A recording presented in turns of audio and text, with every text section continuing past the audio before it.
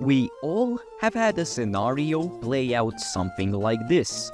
At one point, while playing Pokemon, you randomly decide to give Wonder Trade a go. Waiting a bit, the trade finally commences. Just like that, it's goodbye to Lechonk and time to see what we get. Wait, is that a shiny? Like, no way, they must have misclicked, right? I mean, that's so... And just like that, these sites have damaged your faith in Pokemon trades ever since. But besides damaged trust, I'm sure that I am not the only one that has had such an inch of curiosity about what happens behind the scenes, right? Well, let's just say that this video will answer all your questions with the history, legitimacy, infested trades, how many sites are there, and finally, how the process of getting a Pokemon from sites like this looks like. Without further ado, it's time to expose the websites who must not be named. Despite me previously mentioning Lechonk as an example, these sites can be dated back as early as 2021 with Pokemon Sword and Shield, most commonly being identified by their super discreet nicknames and/or original trainer names. The Pokemon that get traded are super humble, with them just being shiny, just level 100, also holding something minuscule like a Master Ball, kinda perfect IVs and sometimes competitive EVs, while also being equipped with Gigantamax / most fitting Death type respectively. Yet, even though they're clearly not of legitimate origin, most of the time the generated Pokemon have sets that you could get yourself within the confines of the game itself. Though that doesn't mean that they're accepted by most people, including Nintendo. Just like for many contestants getting disqualified for using hacked Pokemon in Scarlet Violet tournaments, Nintendo has taken many actions in the past and present to fight these Pokemon obtaining methods, even leading to versions of these sites like Pokemon Gen, Pokefast, Pokemon Lab, and many others getting taken down along the road. But, of course, like we all know by this point, surprise trades was only the first thing that got overrun, eventually appearing as bot-hosted raidens in Sword Shield, then slowly infecting the trading systems of Pokemon Home as well, yet this time being slightly more hidden. Instead of running with websites for names, most of these Pokemon easily can be spotted by their OTs, which usually either are ads to channels, impersonating official gift Pokemon with a home OT, or just having the sites be located here now instead. Then, just like how it happened before, Scarlet and Violet caught a bad case of Genditis and remained with uncommon sites of such Pokemon till this day. Now yes, this plague has been around only since Sword and Shield, though the feeling of me missing something still didn't leave me. So, by doing some extra research and bending the terminology a little bit, everything clicked. Come on!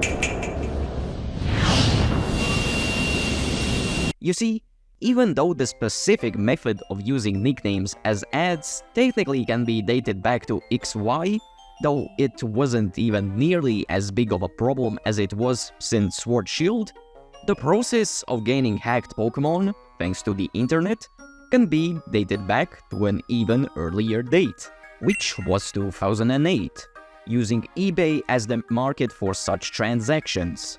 Yep, those are the same exact things that flood the feed when you search the site for Pokemon game copies. So, with the simplified history and surface level details covered, I'm sure you can get a better idea of this scene now. Though, while we're here, why don't we dive a bit deeper and see how this whole process works, and actually see the thing that's being advertised? By picking your poison from any of the still running sites that you're too unlucky to stumble upon, I will be using Machamps.com, Zacian.net, and Pokeven.com as my test subjects, since those are the ones that have wasted space on my text boxes before. Unlike Pokevendor, the other two sites hide under Facebook's and Discord's cover by having dedicated servers to have a better chance at avoiding Nintendo's justified wrath. Machamps.com being particularly cautious with a review-like accepting process of new members and making them fill out a sheet. Either way, we can't really know how it truly works by just looking at the surface. So, let's go into each service and find out more.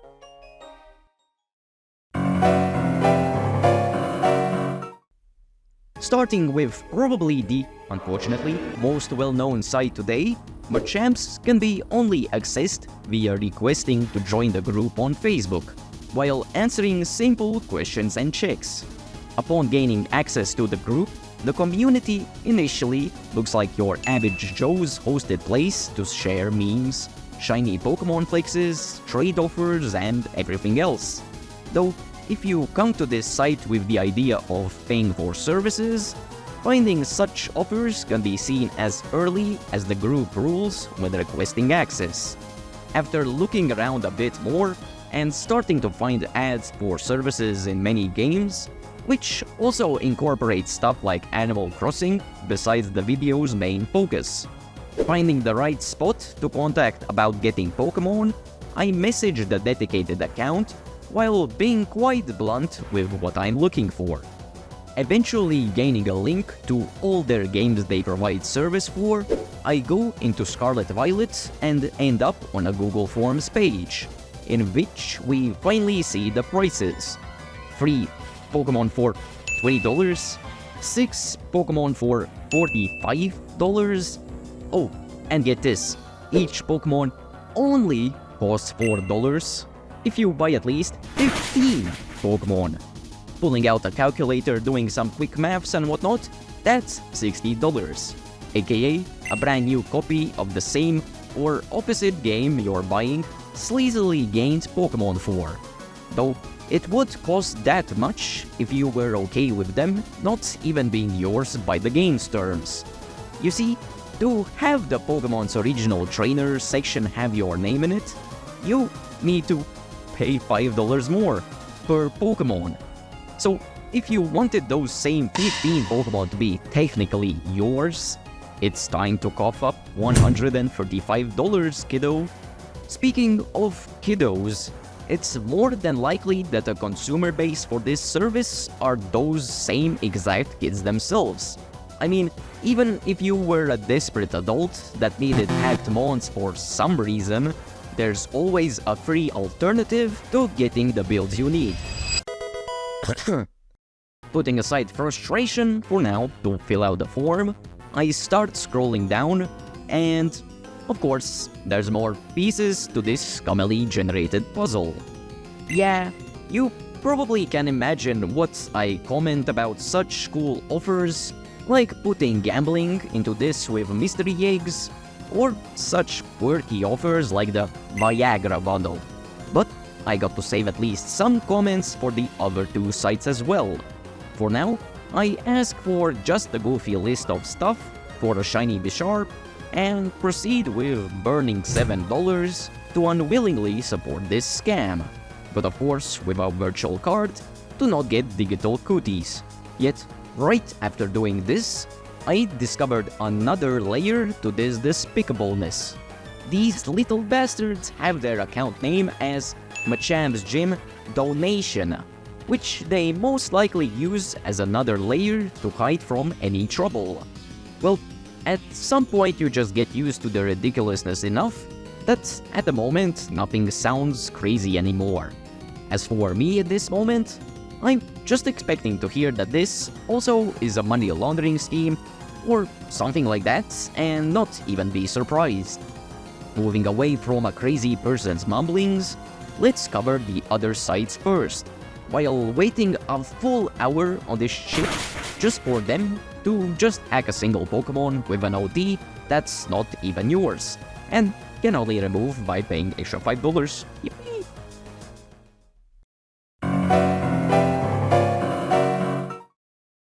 Upon entering the site and getting presented with a Discord invite, I enter the server and get greeted with the usual list of rules.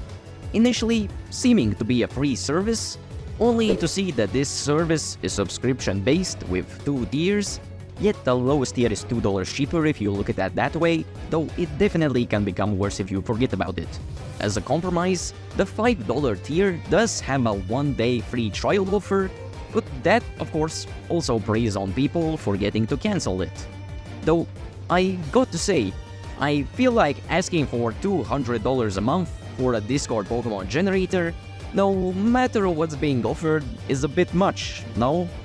Moving on to using the system of Discord bot Pokemon generators, the way you use these to make Pokemon is by entering Showdown, creating a build there, and exporting it by copying and pasting the given text into the bot. To test the flexibility of what you can pick, I threw together the bizarrest set you'll ever see on a Pokemon, especially Lumineon, then also try myself adding in more stuff like the OT and the ball it's in. Now, of course this is still scummy and stupid as hell, but from an optimistic point of view, they don't make you jump through hoops and limit customizability, especially with the fact of charging $5 extra just for an original trainer edit. Also, being able to just jump straight into technically the black market of Pokemon without any hassle is also appreciated, kind of. Still, just to make it obvious for those who haven't gotten it yet, do not visit and/or use your precious income for such absurd things. Let me do it for your amusement and research purposes instead. But now that my stance on this has been exaggerated even more, what are the actual results for the generated Mon? Well, let's keep it until the end just like with Bisharp and cover the final site for now instead.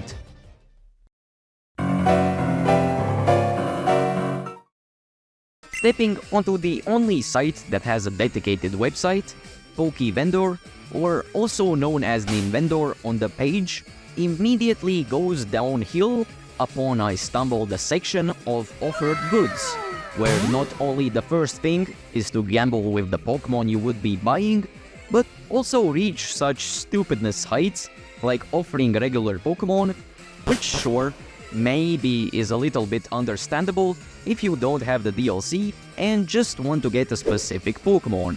Yet, asking for money to give items, which you can easily get yourself, like zinc from any dedicated in-game shop, even better, a single berry, for $2 whole. But hey, at least they give you 10% off for it if you join their Discord. Oh, and who wants to bet that these sales are just fake prices that were never actually intended to cost that much for the sake of FOMO?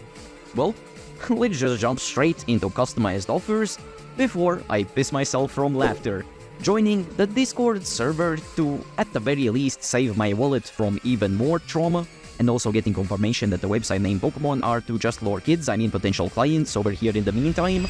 I snag the discount and stumble through the wonky interface, until eventually understanding that each Pokemon is its own separate listing. How convenient and effective, just like this price filter slider that either gives you the option of $10 or $0 as an option. Eventually finding me and Xiao to complete the trio of some of my top favorite Pokemon that are in Scarlet Violet, I make a custom build with various sorts of random stuff to test the flexibility yet again, only to learn that I'm getting charged extra for a free change that I make. So instead of being the cheapest one yet, you easily can get to $10 just for a single Pokemon if you get carried away with it. I mean, they already are giving us a steal of paying just 20 cents for a potion instead of $2. So I guess I can't really complain.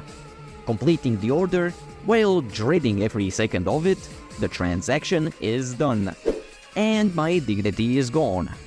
Well, nothing's left other than reviewing the Pokemon's version of midlife crisis misery spending, after I can actually obtain it when the site decides to do its job.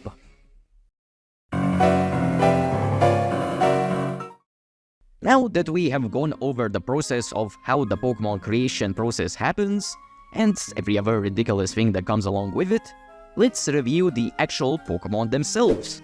Starting out with the requested shiny Bisharp from Machamps, we filled in the Google form with a request to make a level 55 shiny Bisharp, which was in a Premier Ball, holds a Toxic Orb, has a mild nature, and knows only Scary Face. Upon actually receiving it, this variant had Adamant instead of Mild, an actual moveset instead of the one I actually wanted, and worst of all, it's in a Dive Ball instead of Premier Ball, for crying out loud. Oh, the humanity. Well, there's also the fact of the OT just being Ash, so welcome to the club if you also realize just now that one specific Pokemon you got from a trade or GTS on home was a hacked one all along. It was a pleasure not knowing you. See you never. Now that my save file is purified once again, let's get back to trashing it again with me and Xiao from Pokevendor. The first thing that popped into my eyes upon receiving the Genmon was its OT, which I presumed was due to me picking the Cherish Ball option to try and get them to send me an illegitimate Pokemon, also in the obtainability terms.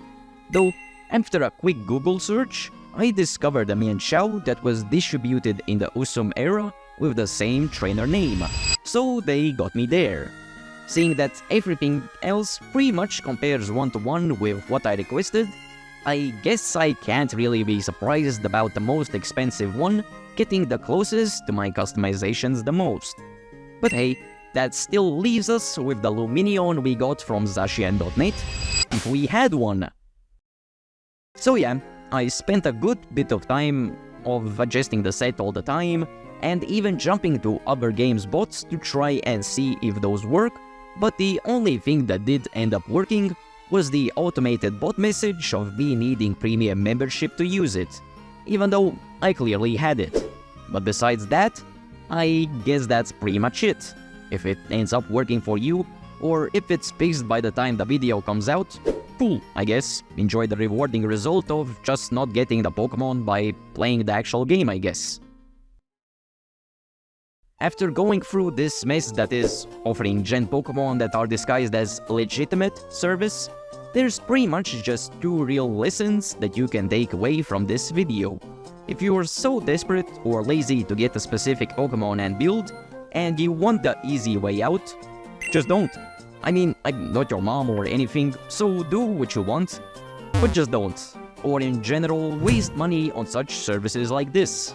As for the other lesson, the whole reason these mons appear on trades in the first place is to advertise to gullible kids, or other people, but probably just kids, let's be honest.